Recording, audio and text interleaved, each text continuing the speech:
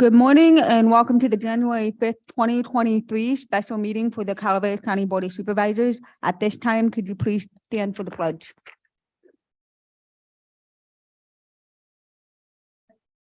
To the flag, States of America, and to the republic for which it stands, one nation, under God, indivisible, with liberty and justice for all. We have some new faces this morning. Welcome, Supervisor. Welcome. So with that, I will have the clerk read out the regular agenda item number 1. Adopt a resolution ratifying the Director of Emergency Services proclamation of a local state of emergency for the winter storm damage from extreme weather events beginning on or around December 29th, 2022. Thank you, and I turn it over to Mr. Osborne. Thank you, Madam Chair. Welcome, Supervisor Hubery. John Osborne, your Director of Emergency Services. I have a short presentation just to kind of paint a picture of what we've been up to the last couple of days. First and foremost, we started about the 29th of December when we began broadcasting information about the National Weather Service and the upcoming series of storms. And then that was the 29th. The 30th, we were at level 3, which is a duty officer level, monitoring, checking in with our folks and making sure that we didn't have any great big problems as the storm began to unfold. On the 31st at about 12:39 p.m., the National Weather Service issued a flood warning regarding roadways, rivers, creeks, and other flood-prone areas. And then we began sharing our partners information about sandbag information, winter storm information, and localized flooding. On the 31st at 10 a.m., we stood up an emergency operations center at a level 2, which is a partial activation. It's not a full activation of all 18 emergency support functions. We were joined by the City of Angels camp in that endeavor. We worked with our partners from Health and Human Services and Transportation. We had an immediate need with the Castle Rock mobile home park being evacuated for sheltering and for transportation. And actually by that time, we had deployed sandbags to 11 different locations across the county. The 31st by the early morning and that evening before we started seeing some localized flooding. This is the Cosgrove Creek area. And I think the picture on the right is Loch Antenna. Just to give you kind of an idea about what we faced right off the bat. We announced some evacuation centers. We opened a center in cooperation with our friends from the school system at the Mountain Oaks Academy and our ESF 6 coordinator, which is Health and Human Services. Public Works was obviously pretty busy out and about, making sure that we had sand and sandbags out. We enlisted our friends from the Animal Services folks, and they opened up not only their shelter, but the county fairgrounds for large animals. Those 2 shelters remain open today. By the end of that day, we were able to actually get those folks transitioned out of the human shelter, and we stood that down, and it stands in a ready state to reopen immediately should we need it. We had quite a few road closures, and some of these road closures, as we've had very little time to do much evaluation on them, will be long-term closures. I believe White and Highway 26 will be a long-term closure, as will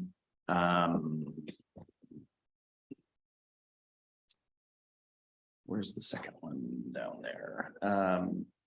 Baldwin Lane between Berkesee and Highway 26 will also looks like it'll be a long-term closure.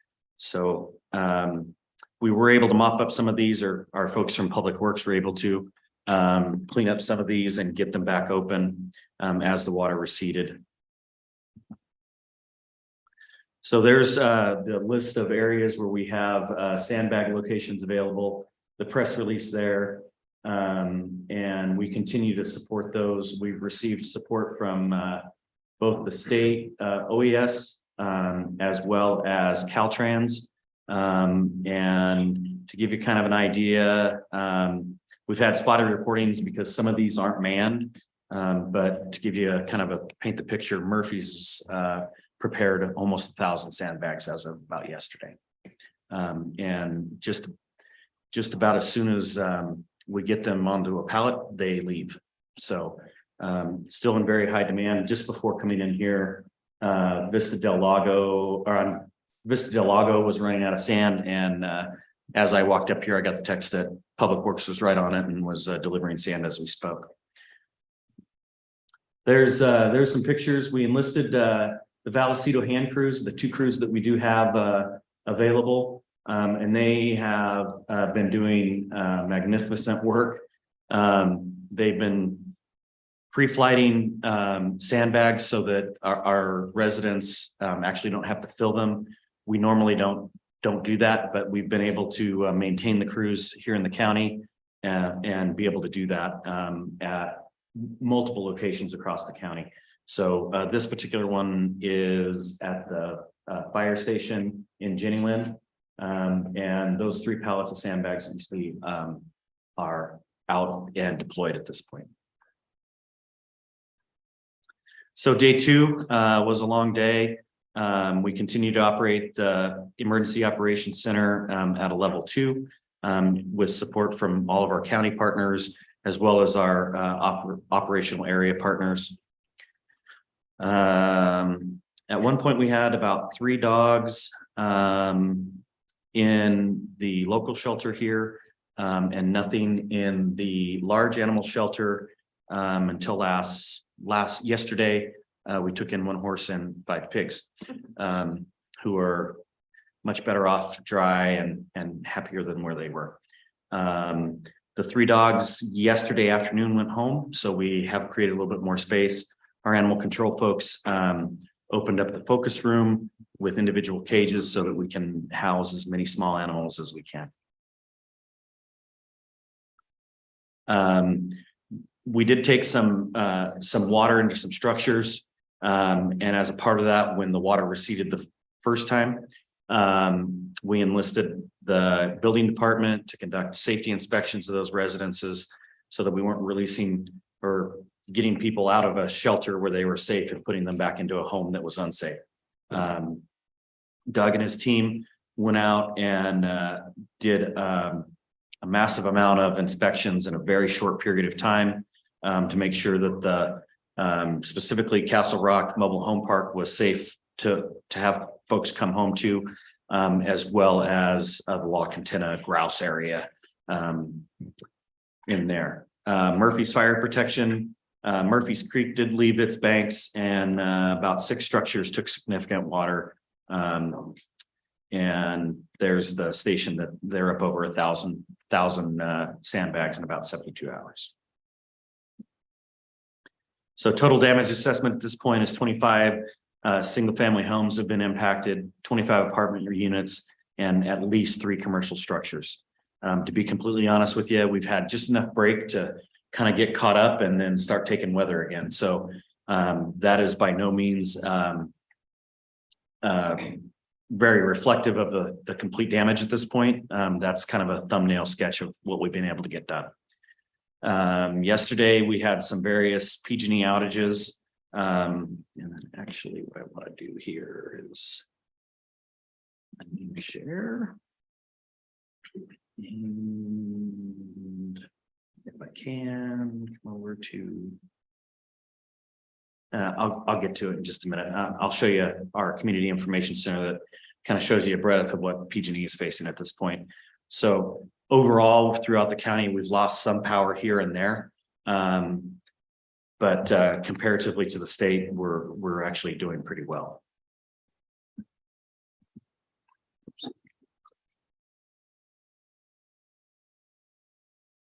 Through yesterday, we continue to operate the Emergency Operations Center in a level 2 status to make things a little more fun. Our office took significant, couple inches of water, I think Friday or Saturday. And so we, when we left the sheriff's office, in a full EOC and, we're able to work closer to home down here at the government center. We seized the admin conference room for a couple of days and worked out of there. And I'm happy to report that this morning we were back in our own digs. So shout out to our facilities team who got it dry and got it clean and got us back into our own working space. We continue to have 11 locations for Sandbags. The human emergency evacuation shelter stands ready to reopen should we need that. And we have had a large influx of flood fighting resources come into the county. Public Works earlier this week ordered an additional 20,000 sandbags. I think we've got 15,000 more coming from CalOES, some tarps and some wattles from those folks. And then to date, I think we've taken about 100 tons of sand. Just some overall pictures. What you see here on the top is the evacuation of Castle Rock. Shout out to Clements Fire for lending us their super cool aluminum boat there. And then what you see are some water rescues down below. I believe the lower right is down towards McCullough Hill. And then I'll jump out of, let me stop share real quick here, and then I'll hop into.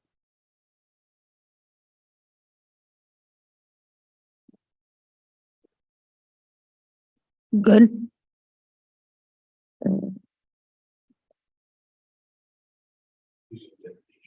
Okay.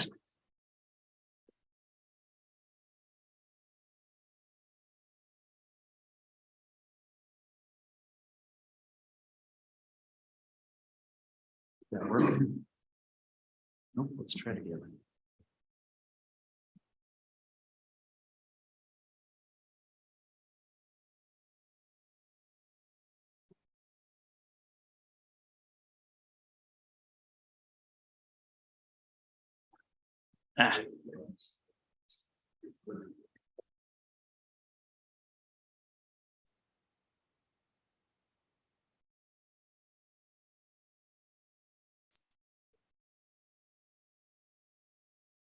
There we go.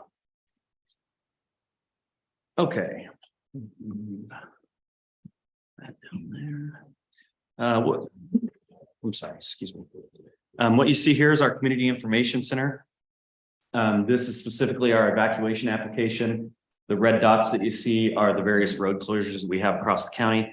And then if you look right there, down in the lower right-hand corner, that is the fairgrounds shelter. And then there is our normal shelter across the street. To give you kind of a breath of the idea or an idea about what PG&E is facing right now across the state, they have about 200,000 customers out of power. To give you kind of an idea about where we are, there's the county.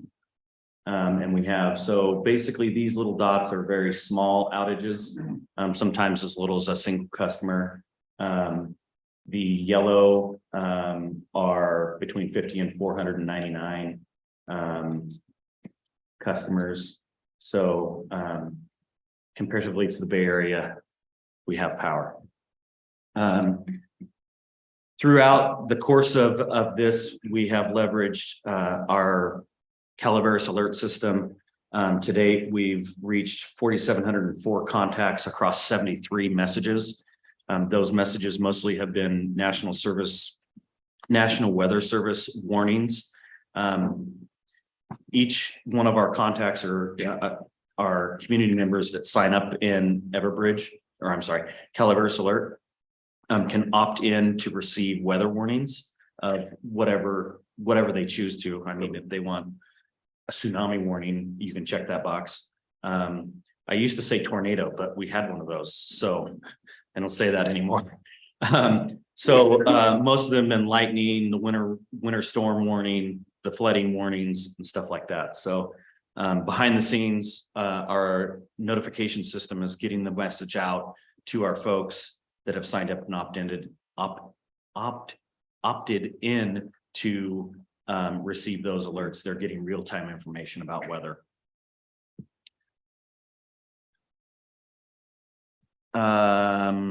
Yesterday afternoon, the governor did proclaim a statewide emergency. As you guys were notified, I believe you guys got a link to that specific proclamation. And on the 31st at 2 p.m., as you guys were out of session, I did proclaim a local emergency and would ask that you ratify that. And I'm happy to answer any questions. Are there any questions from the board before I go to public comment? I do have a couple questions, and I don't know, John, if you can answer them or Doug could answer them. We did inspections, especially at the trailer court and the homes that were flooded, St. Andrews and down through there. Did we red tag any of those homes, preventing people from re-entering and moving back in? And if so, how many? Doug Oliver, Chief Building Official. So in the initial onset, the safety assessments did identify several units that could not be reoccupied. There were 8 apartment units on St. Andrews Drive, and then the remaining 14 structures of those 14, sorry. Let me back up. There's 8, 14. 6. There you go. 6. I can do math. All right. Okay. So the remaining 6 were residences that had suffered damage that were renters or other non-owner occupied structures that received a do not occupy. So we said red tag to kind of abbreviate, but in the emergency response system, that's actually kind of downgraded to what's called a yellow tag or restricted occupancy. So they have limitations. They can't stay the night, but they can go in, do repairs, they can get their stuff, they can interact in the building. They're not structurally dangerous, but we don't want anybody plugging in electrical equipment or living in there if it's not dried out. Black mold is a significant concern in rental units. So do we have any idea where those people are that they seek? They're not in any of our centers that we have set up. They're still there. We don't know where they are. We don't know where they're okay. So When the safety inspections or the safety assessments were conducted, the buildings were essentially empty for a portion of those. And we actually, at the height at Mountain Oaks, I think we had about 10 folks. And then that kind of dwindled, I think, as people found friends and family to go to. And it got down to 2 families that were from Castle Rock. And once we actually were able to clear both of those structures, we got them back home. Okay, so they weren't able to occupy their homes. They found their own way of either family friendly, hotel, motel, or whatever. Okay, Correct. Supervisor, in case that generally is what happens on something that's modest at this point. As far as when people are out of their homes, they usually find other places to go and they prefer to do that.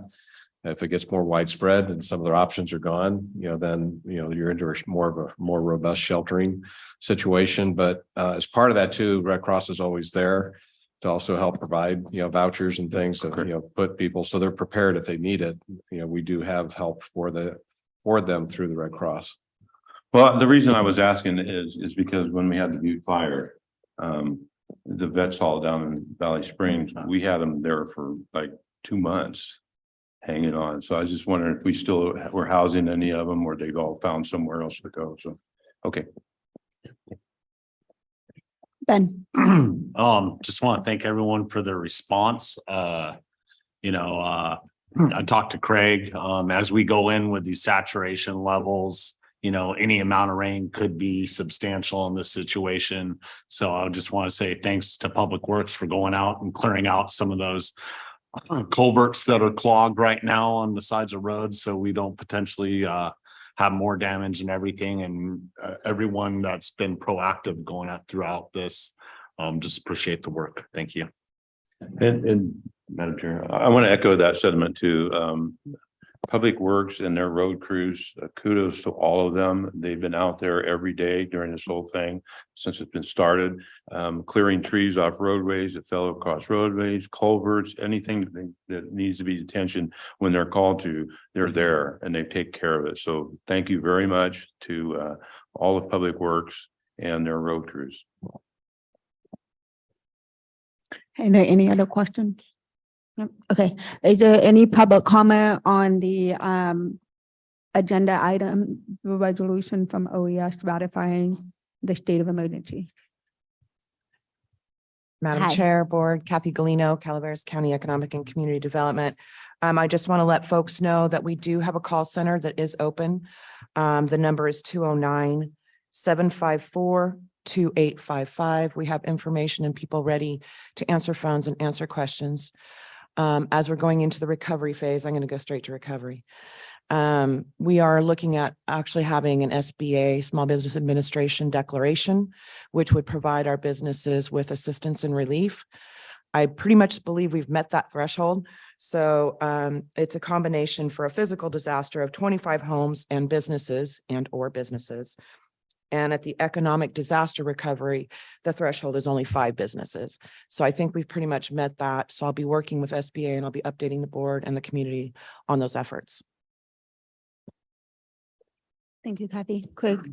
Just a comment, from I came back over here on Saturday and I've been engaged every day, since, and it's just one of those things. I just, that's not, a pat on the back for me, but I want to give observation is just that if you were in the EOC and observing all of what's going on, it's really always heartwarming to see, regardless of what level of government it is, whether it's a special district, city, county government, state entities, federal entities, everyone's doing what they're supposed to do, what you think the public would expect of the government system, regardless of their patches and their levels, that you get together and you serve the public. And that's exactly what's happening here. And that's the heart and the spirit. And everyone's just been working very well in the sandbox together. So just to share that with you and for the public at large, you should be proud of your responding agencies. The last thing I want to mention is also in the press release, there is tax relief for those residences that were impacted from storm damage. So please reach out to the assessor's office or me and we can help you with that process as well. Thank you, Kathy. Are there any other public comment on this agenda item? I just have a kind of a comment or a question. I live on the corner of Main and 45. Yeah, come up. in Colmy Hill. Okay. And I get impacted by all the storm drainage from the Moke Hill Market on down and from the top of Stockton Hill all the way down, and it runs underneath the freeway or the highway and into my backyard. And it can be anywhere from a foot deep, 80 feet wide. I have been out there by hand trying to dig a trench, but it goes through my yard and hits a fence and goes into a moat that my neighbor next to me has built to keep their house from flooding. I was not aware of any of this when I purchased this property. I wanted to put a pool and a little structure in my backyard. I can't do anything back there.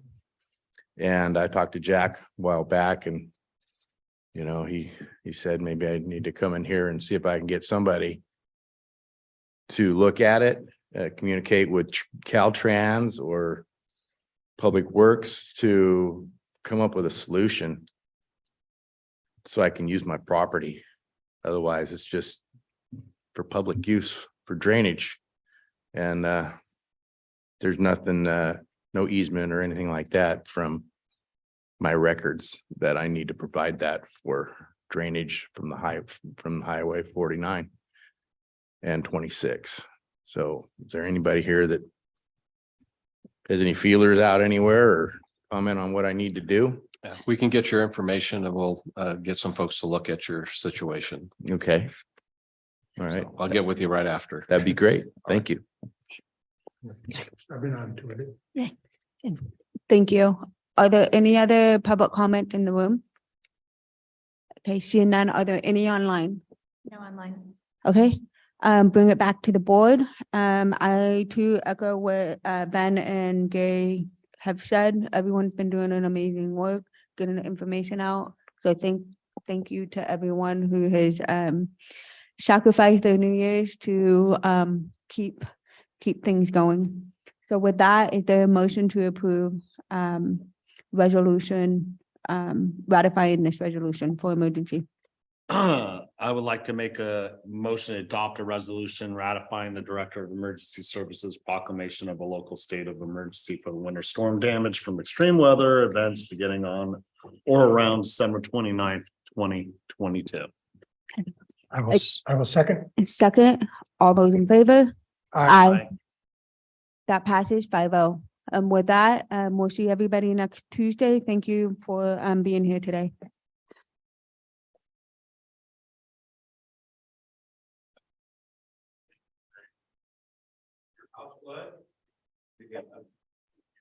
Well, my hat.